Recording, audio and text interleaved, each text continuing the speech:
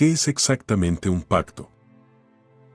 Un pacto es una relación en la que dos partes hacen promesas vinculantes entre sí. Puedes entrar en un pacto mediante palabras, votos o promesas, o puedes hacerlo a través de acciones y obras. Esto significa que incluso puedes entrar en un pacto sin querer, si no sabes lo que estás diciendo o haciendo. Después del diluvio, Dios dijo esto en el libro de Génesis, capítulo 9, versículos 8 a 11.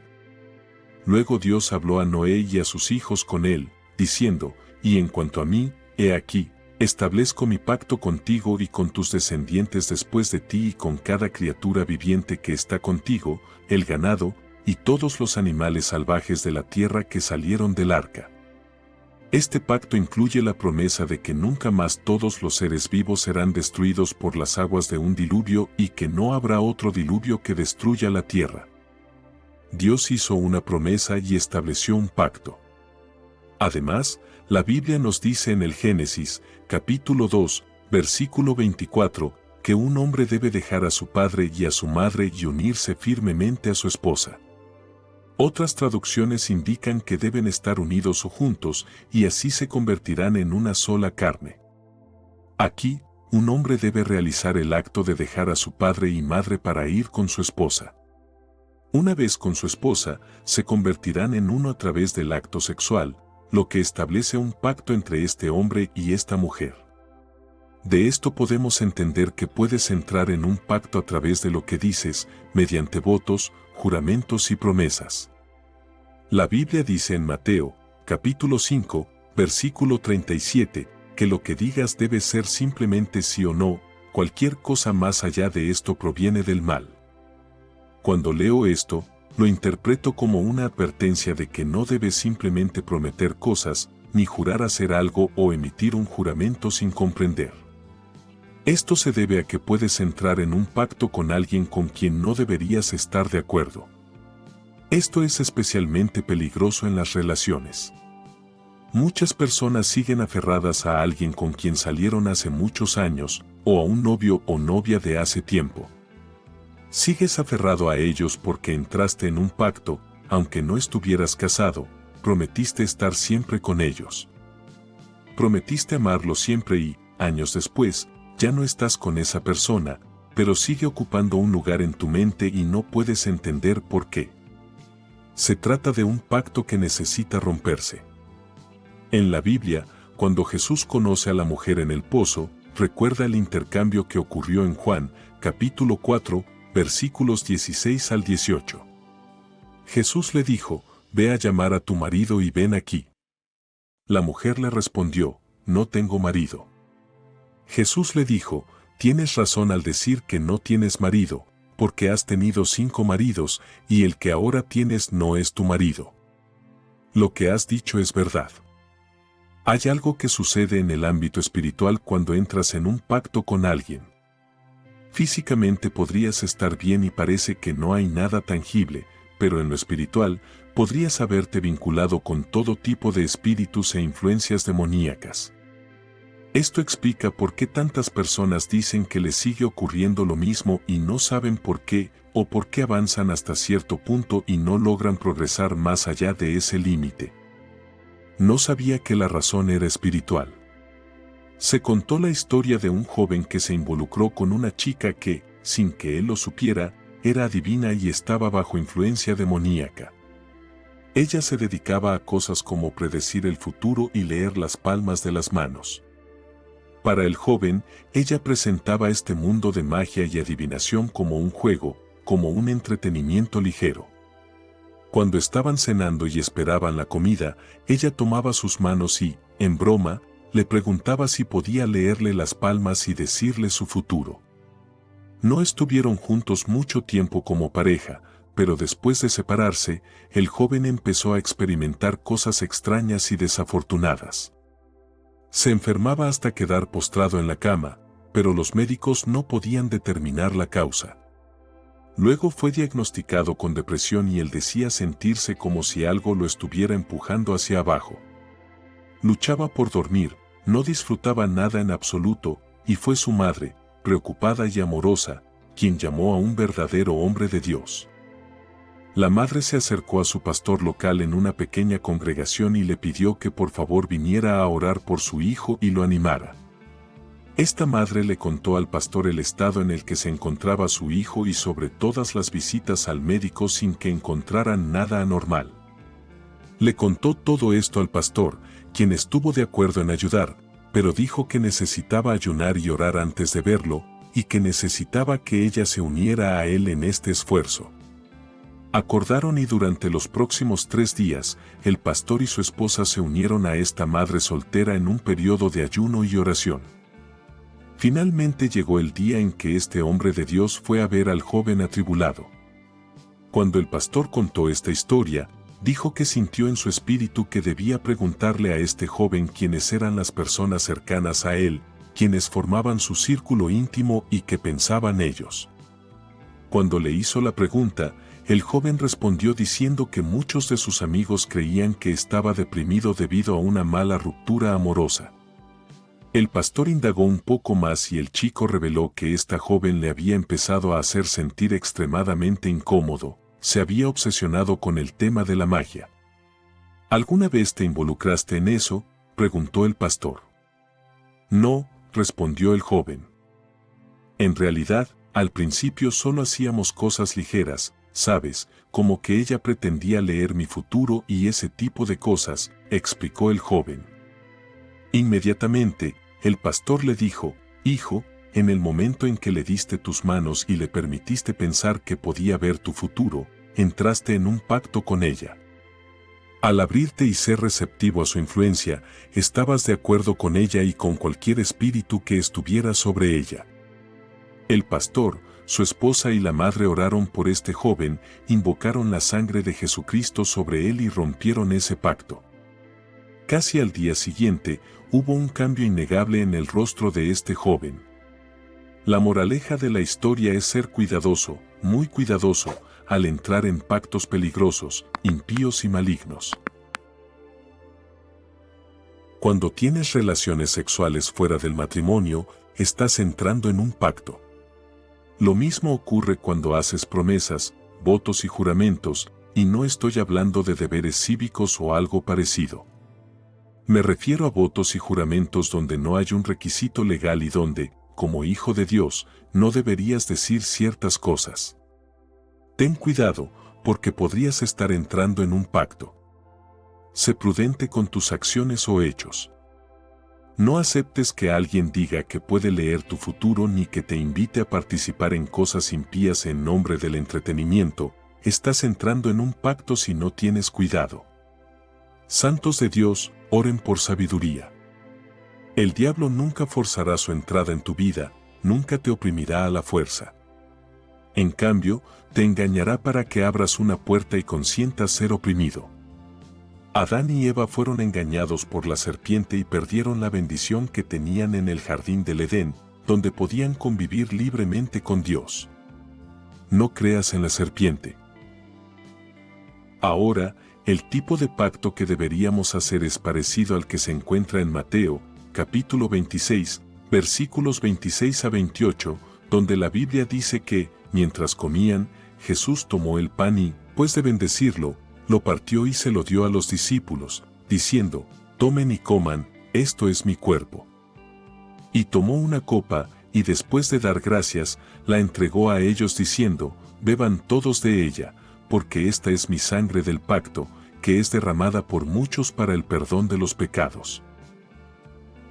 Ahora, como hijos de Dios, cuando participamos en el acto de la Santa Comunión, estamos participando en este pacto. Cuando hablamos, cuando invocamos la sangre de Jesucristo, estamos participando en un pacto bendito. Así que quiero orar con ustedes, quiero que creamos que el Señor romperá todo pacto impío, injusto e impuro en nuestras vidas. A lo largo de los años, se ha hecho cada vez más evidente el poder que puede tener una atmósfera distintiva sobre las personas. Esto ha significado que instituciones, empresas y el sector del entretenimiento utilizan los efectos psicológicos de una atmósfera a su favor, algunos para ganar más dinero. Observemos ciertos estadios deportivos diseñados de tal manera que permiten la mejor acústica, puedes oír a la multitud animar y, incluso en ocasiones en que el equipo local está perdiendo.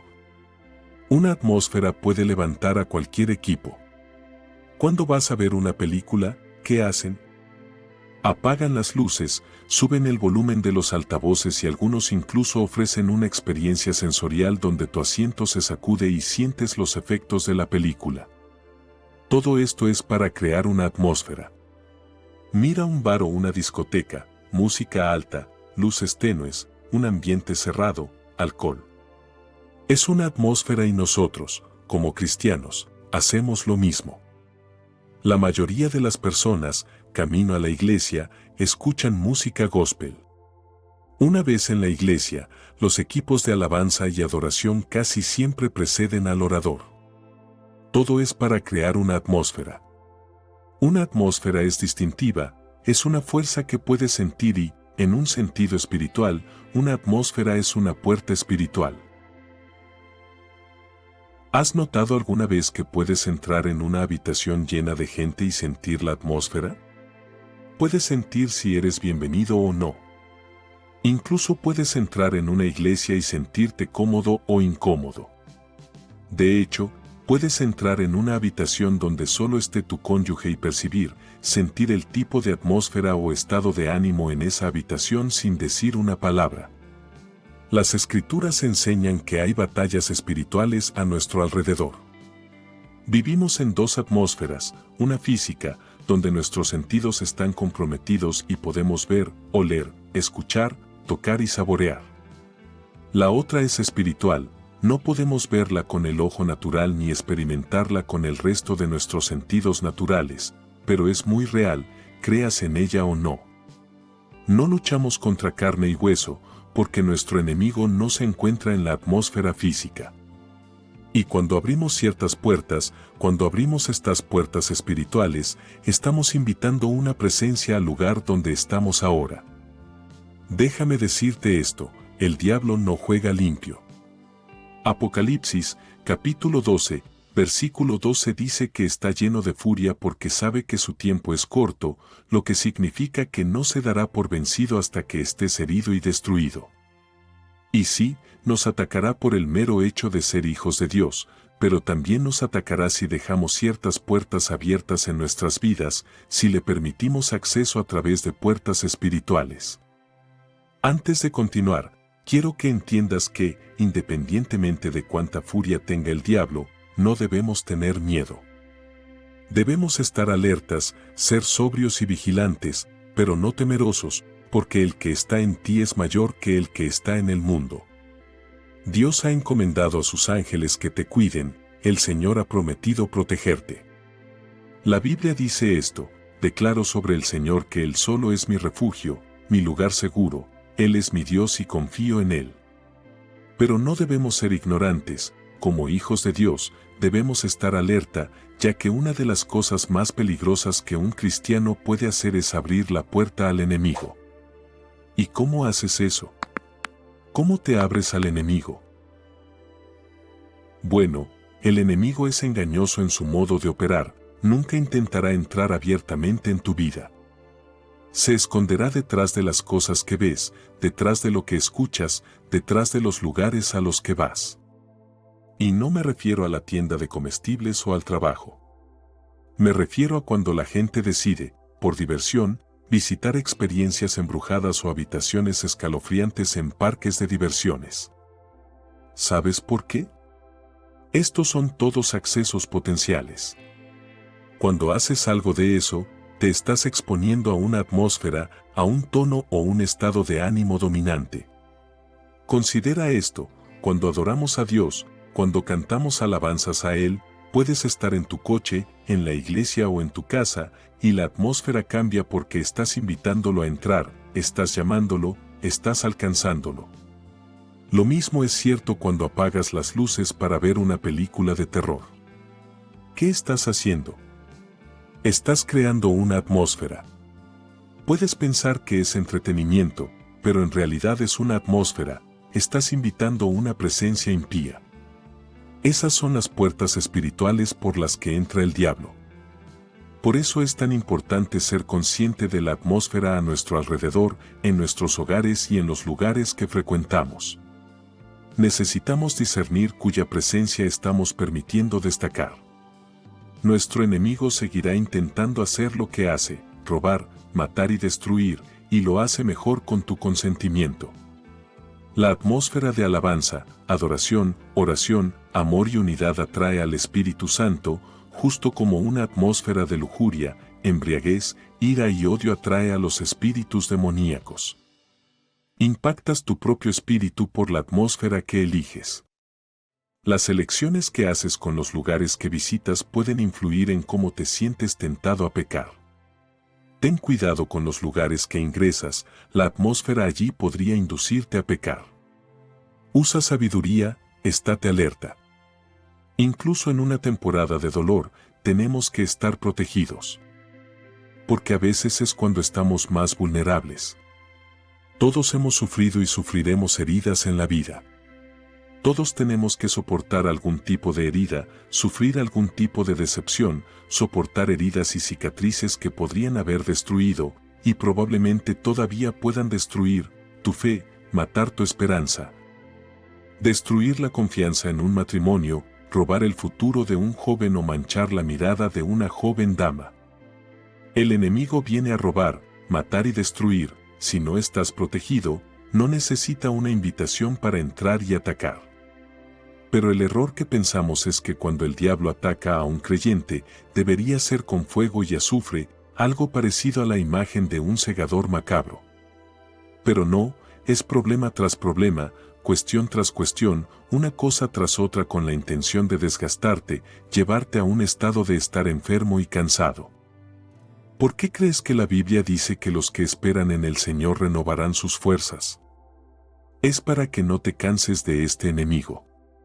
Venid a mí todos los que estáis cansados y cargados, y yo os haré descansar. O en Hebreos 12, puesto que estamos rodeados de tan grande nube de testigos, despojémonos también de todo peso y del pecado que nos asedia. Y corramos con paciencia la carrera que tenemos por delante. En otras palabras, no te canses, no dejes que el diablo te desgaste, pero aquí está cómo estar protegido, siempre sé sensible, alerta y consciente del tipo de atmósfera a la que te expones. Un hombre cristiano estaba en su lecho de muerte y, mientras yacía allí con su familia a su lado en una habitación silenciosa, solo interrumpida por el sonido del monitor de ritmo cardíaco, reunió la fuerza para dar unas últimas palabras a sus seres queridos. Dijo: la Biblia me advirtió que el tiempo es corto y no escuché. La Biblia me advirtió que de nada sirve al hombre ganar el mundo entero si pierde su alma. Trabajé y trabajé durante más de la mitad de mi vida, acumulé posesiones, pero ninguna cantidad de dinero que haya ganado podría comprarme otras 24 horas en esta tierra. La Biblia me advirtió que perdonara, pero llevé tanta ira contra tantas personas que me habían hecho daño. Solo en mis días finales he podido perdonar. No seas como yo, escucha las advertencias de Dios a tiempo para actuar. No esperes hasta que sea demasiado tarde. Casi fue demasiado tarde para mí.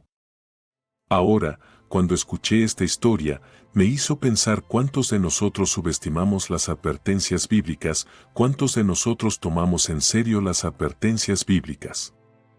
Ahora, el apóstol Pablo es un personaje fascinante en la Biblia. Antes de ser Pablo el apóstol, era conocido como Saulo de Tarso, originalmente un fariseo y perseguidor de los primeros cristianos. Saulo era un fariseo celoso determinado a eliminar lo que veía como una herejía peligrosa que se estaba extendiendo en la comunidad judía. Este Saulo iba de puerta en puerta y golpeaba a los cristianos y se cree que también los mató. En el libro de los Hechos, la primera persona en morir por seguir a Jesús fue un hombre llamado Esteban. Esteban dio un discurso sobre Jesús e hizo un llamado a todos para que se arrepintieran y confiaran en Jesús. Al final del discurso, Esteban fue apedreado hasta morir. Según se relata en los Hechos, capítulo 8, versículo 1, Saulo aprobó su ejecución, en el mejor de los casos, solo aprobó y se alegró de la ejecución, y en el peor, él mismo la organizó. Saulo asesinó a seguidores de Jesús, pero a pesar de todo, tuvo una experiencia de conversión dramática en el camino a Damasco, donde tuvo una visión de Jesús y, después de esta experiencia, el perseguidor de cristianos se convirtió en cristiano. Ahora permíteme preguntarte, ¿era Pablo tan malo que Dios no pudiera usarlo? Claro que no. Pablo se transformó cuando se encontró con Cristo y, tras este encuentro, escribió muchos libros del Nuevo Testamento. Existe un pasaje en la Escritura donde nos ofrece 6 advertencias sobre cómo debemos vivir nuestras vidas. Estas 6 advertencias son: no participar en la oscuridad de las fiestas desenfrenadas, no involucrarse en borracheras, no tener nada que ver con la promiscuidad sexual, no vivir de manera inmoral, no ser encontrado en riñas y, el último punto, no ser celoso. Estos 6 consejos se encuentran en Romanos, capítulo 13, versículo 13, donde la Biblia dice: ya que pertenecemos al día, debemos vivir vidas decentes para que todos vean. No participen en la oscuridad de las fiestas desenfrenadas y las borracheras, ni en la promiscuidad sexual y la vida inmoral, ni en las riñas y los celos. Cuando Pablo dice que no participemos en la oscuridad de las fiestas desenfrenadas y la borrachera, la imagen que usa es poderosa. Imagina a una persona tropezando en la oscuridad, incapaz de ver claramente. De la misma manera, involucrarse en fiestas desenfrenadas y borracheras nubla nuestro juicio y nos lleva a una oscuridad espiritual. Así como un faro advierte a los barcos sobre las rocas peligrosas, la Biblia nos advierte sobre los peligros de indulgir en actividades que embotan nuestros sentidos espirituales. Los siguientes puntos tienen que ver con protegernos contra la promiscuidad sexual y la vida inmoral. Continuando en Romanos, capítulo 13, versículo 13b, Pablo nos insta a no participar en la promiscuidad sexual ni en la vida inmoral. La combinación de promiscuidad sexual y vida inmoral es como una niebla espesa que oscurece nuestra visión del plan de Dios para nuestras vidas. Este comportamiento fomenta una actitud impía, hábitos impíos y, eventualmente, se convierte en un estilo de vida. Por eso es increíblemente importante estar arraigados en la palabra de Dios. Al igual que una brújula señala el norte verdadero, la Biblia proporciona una brújula moral que, si se sigue, nos guía lejos de la niebla de la inmoralidad. En Romanos, capítulo 13, versículo 14, Pablo nos proporciona una solución al escribir que nos vistamos con el Señor Jesucristo y no pensemos en cómo satisfacer los deseos de la carne. Vestirnos con Cristo es como ponerse una armadura. Nos protege de las flechas de la tentación y nos blinda contra el encanto de los deseos mundanos. Así como un soldado se prepara para la batalla poniéndose una armadura, nosotros nos preparamos para las batallas espirituales de la vida vistiéndonos con el carácter y las enseñanzas de Cristo. Mientras navegamos por los desafíos de nuestro tiempo, debemos prestar atención a estas advertencias y protegernos de las trampas que conducen a la oscuridad espiritual. Ahora, me gustaría que exploráramos más advertencias de Pablo el apóstol, y una de sus advertencias más serias a los cristianos está relacionada con la incredulidad. Hebreos, capítulo 3, versículo 12 dice: «Tened cuidado, hermanos y hermanas, de que ninguno de vosotros tenga un corazón malvado e incrédulo que se aparte del Dios vivo». Esta es una advertencia seria porque Pablo nos está diciendo que debemos asegurarnos de que ninguno de nosotros tenga un corazón perverso e incrédulo, un corazón que se niegue a confiar y depender del Señor, un corazón que se aleje del Dios vivo. Y déjame mostrarte por qué la incredulidad es tan paralizante para un cristiano. En Mateo, capítulo 13, cuando Jesús llegó a su pueblo natal, comenzó a enseñar a la gente en la sinagoga, y el versículo 58 dice: «Y no hizo allí muchos milagros debido a la incredulidad de ellos». Piensa en eso, Jesús no realizó milagros debido a la incredulidad. Jesús no llevó a cabo obras poderosas debido a la incredulidad. Y así, amigos míos, ven por qué Pablo nos advierte contra tener un corazón incrédulo. Cuando tienes un corazón lleno de incredulidad, niegas el poder de Dios, niegas la gloria de Dios, niegas todo lo que es el Señor. Así que, gente de Dios, asegúrense de que ninguno de ustedes tenga un corazón pecaminoso e incrédulo que se aparte del Dios vivo. Ahora, para esta próxima advertencia, tengo que darles un poco de contexto antes de continuar. Los hijos de Israel fueron liberados de la esclavitud y la cautividad. Vieron milagros increíbles de Dios, vieron cómo se partía el mar rojo, el Señor iba delante de ellos de día en una columna de nube para guiarlos y de noche en una columna de fuego para darles luz. Y fueron alimentados con maná del cielo. Pero a pesar de ver la poderosa mano de Dios, los hijos de Israel se rebelaron, murmuraron y se quejaron contra Dios. Así que Pablo, en el Nuevo Testamento, nos advierte en Hebreos, capítulo 3, versículos del 15 al 17, como se ha dicho hoy, si escuchan su voz, no endurezcan sus corazones como en la rebelión. ¿Quiénes fueron los que oyeron y se rebelaron? ¿No fueron todos aquellos que Moisés sacó de Egipto? ¿Y con quiénes estuvo el enojado durante 40 años? ¿No fue con los que pecaron, cuyos cuerpos perecieron en el desierto? La advertencia aquí es que no debemos endurecer nuestros corazones. No endurezcamos nuestros corazones, no seamos fríos e insensibles a la voz de Dios en medio de todo el caos y la confusión de este mundo. La voz de Dios sigue llamándonos, el Espíritu del Señor está tocando nuestros corazones. Un corazón endurecido significa que alguien está ciego, implica insensibilidad hacia la belleza y la gloria de Dios, significa perseguir nuestros propios deseos en lugar de las cosas de Dios. Afortunadamente, en su misericordia, Dios ofrece cambiar nuestros corazones, Dios puede transformar nuestros corazones. La tercera advertencia que creo que deberíamos tener en cuenta se encuentra en Hebreos, capítulo 2, versículo 1, por lo tanto, debemos prestar mucha más atención a lo que hemos oído, para que no nos desviemos. Creo que la traducción ampliada explica este versículo aún más, diciendo, por esta razón, es decir, debido a la revelación final de Dios en su Hijo Jesús y debido a la superioridad de Jesús sobre los ángeles, debemos prestar mucha más atención que nunca a las cosas que hemos oído, para que no nos desviemos en ningún momento de la verdad. En esencia, lo que la Biblia nos está diciendo aquí es que debemos tener cuidado de no desviarnos de la verdad que es Jesucristo. Debemos tener cuidado de no alejarnos de la verdad del Evangelio porque en este mundo encontrarás personas que te ofrecerán su propia versión diluida del Evangelio. Personas que predicarán un Evangelio que no requiere arrepentimiento, compromiso, ni negación de uno mismo, sino un Evangelio que agrada a los oídos, suena bien, te hace sentir bien, pero no tiene poder para transformarte o desafiarte.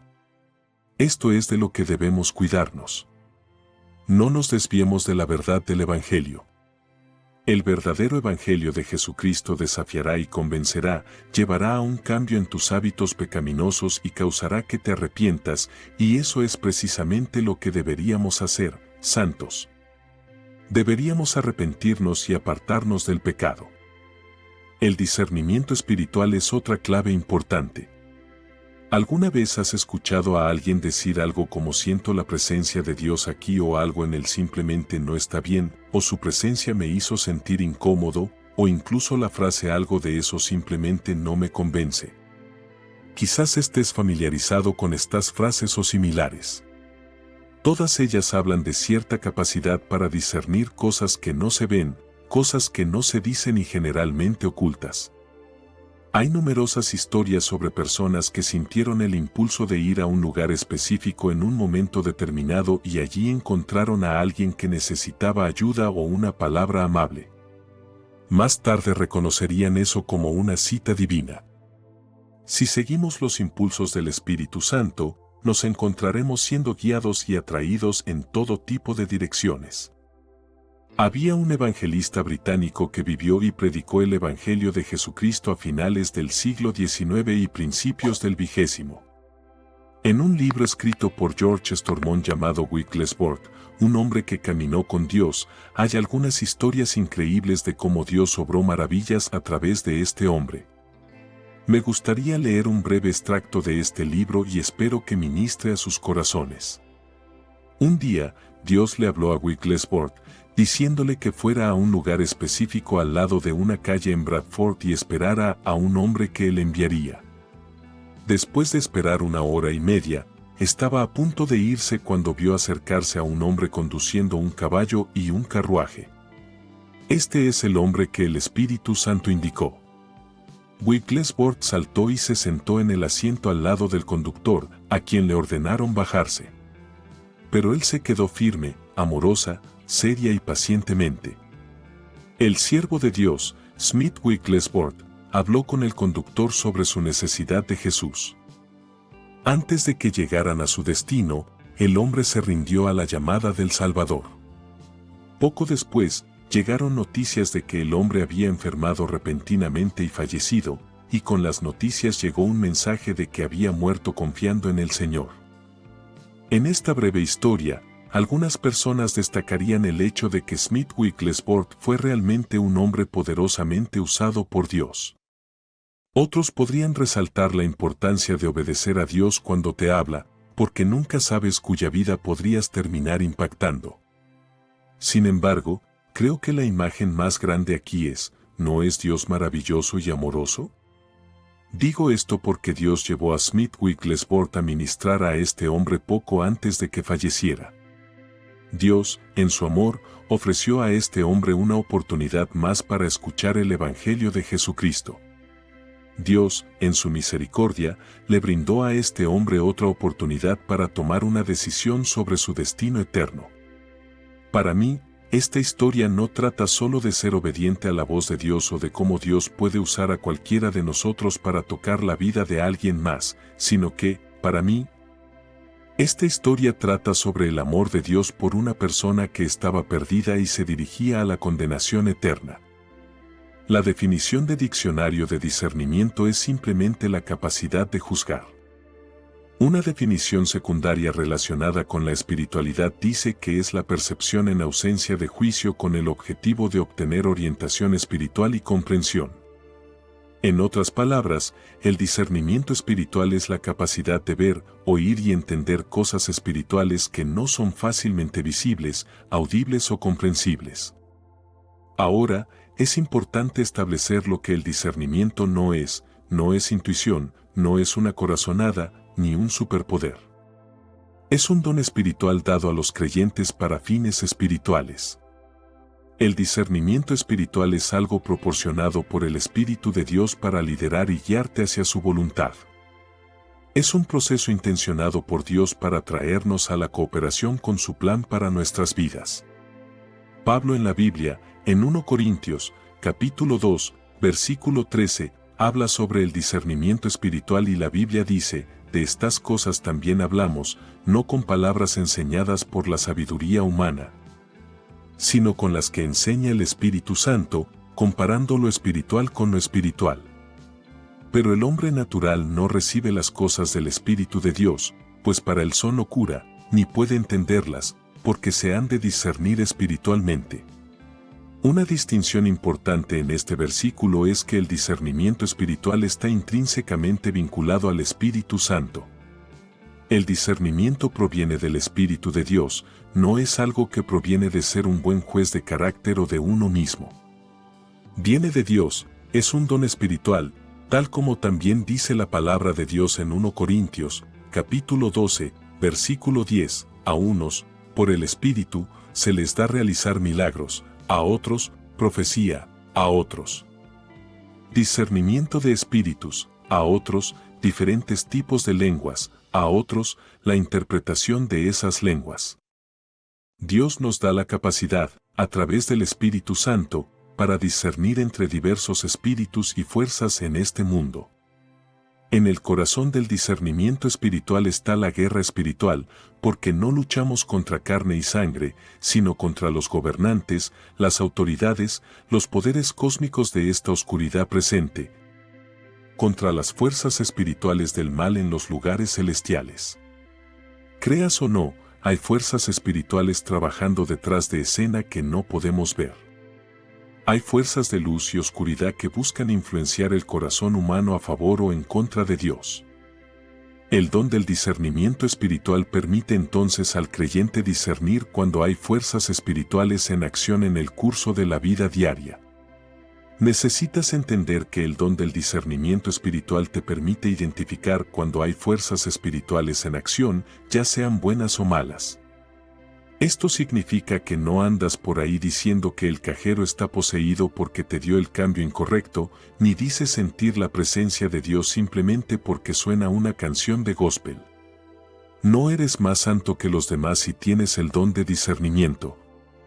Pero mi punto es que el discernimiento es un don maravilloso y tener un espíritu de discernimiento nos da una herramienta para usar contra las fuerzas del mal porque no somos fácilmente engañados. Nos damos cuenta de cosas, como un predicador que menciona a Dios, pero nunca el nombre de Jesús. Con los ojos del discernimiento, observamos al artista de música gospel que lanza un disco y vemos si su manera de vivir coincide con el contenido de su canción.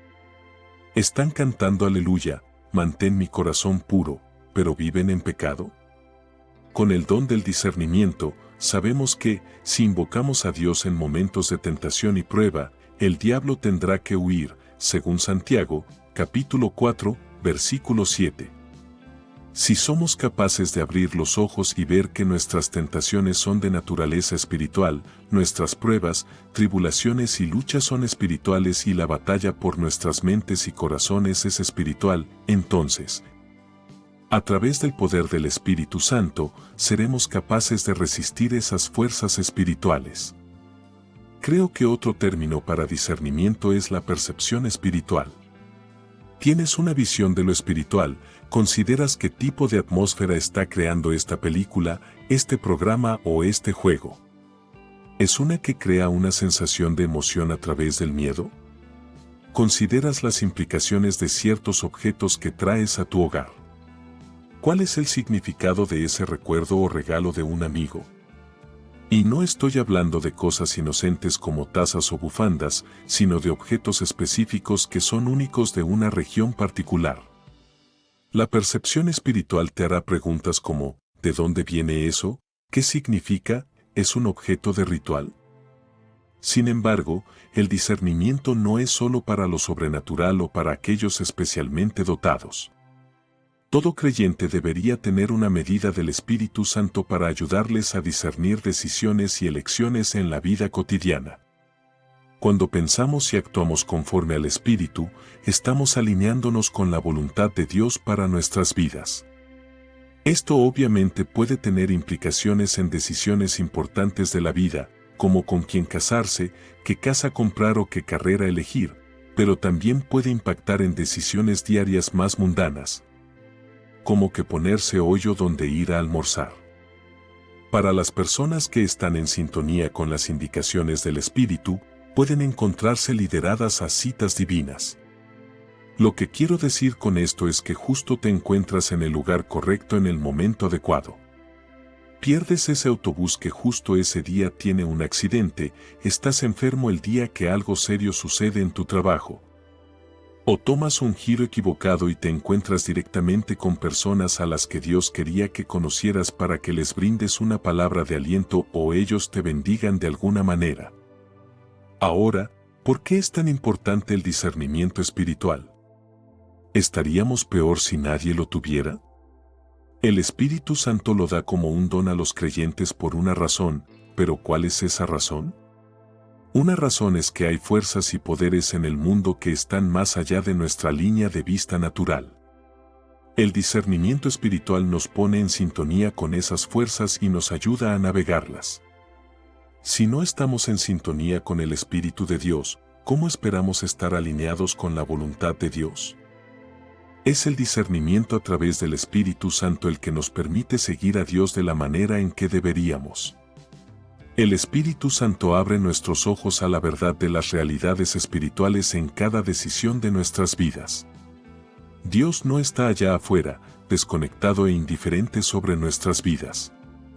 Si estamos dispuestos a escuchar y abrirnos al Espíritu Santo, descubriremos que Dios tiene interés en lo ordinario y cotidiano de nuestras vidas.